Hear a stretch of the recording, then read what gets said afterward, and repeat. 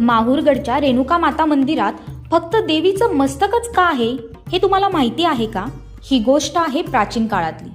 प्राचीन काळात ऋषी जमदग्नी आणि त्यांची पत्नी माता रेणुका हे आश्रमात आनंदाने राहत होते. माता रेणुका ह्या अतिशय पवित्र आणि पतिव्रता होत्या. रेणुका माता रोज नदीवर जाऊन मातीचा घडा बनवायच्या आणि त्याच्यात पाणी भरून आणायच्या आणि त्यांच्या तपश्चर्येमुळे तो घडा मातीचा असूनही कधीही तुटत नसे.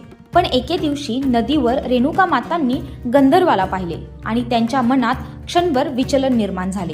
त्यामुळे त्यांची तपशक्ती कमी झाली आणि तो पाण्याचा घडा फुटला. ही गोष्ट समजताच जमदग्नी ऋषींना राग आला. त्यांनी आपल्या 5 पुत्रांना आज्ञा दिली की आईचा वध करा. पण सर्वांनी नकार दिला आणि शेवटी भगवान परशुराम यांनी वडिलांची आज्ञा मान्य करून माता रेणुकाचे शिर छाटले. नंतर जमदग्नी ऋषी प्रसन्न झाले आणि परशुरामाला वर मागायला सांगितला. परशुरामांनी आईला पुन्हा जिवंत करण्याची विनंती केली. जमदग्नी ऋषींनी रेणुका मातेला पुनर्जीवित करण्याचे वरदान परशुरामांना दिले. पण त्याआधी त्यांनी एक कडक अट घातली.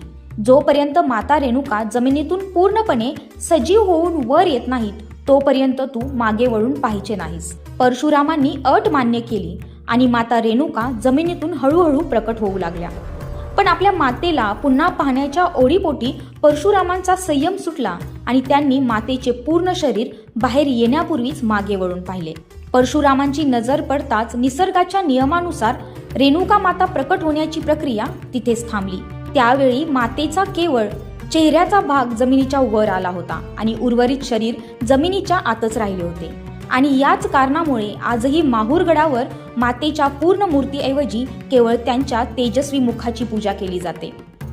हेच ते ठिकाण जिथे रेणुका माता आजही आपल्या भक्तांना केवळ मुखदर्शनातून आशीर्वाद देते. तुम्ही कधी माहूरगडला गेला आहात का? कमेंटमध्ये नक्की सांगा. रेणुका मातेचा उदो उदो.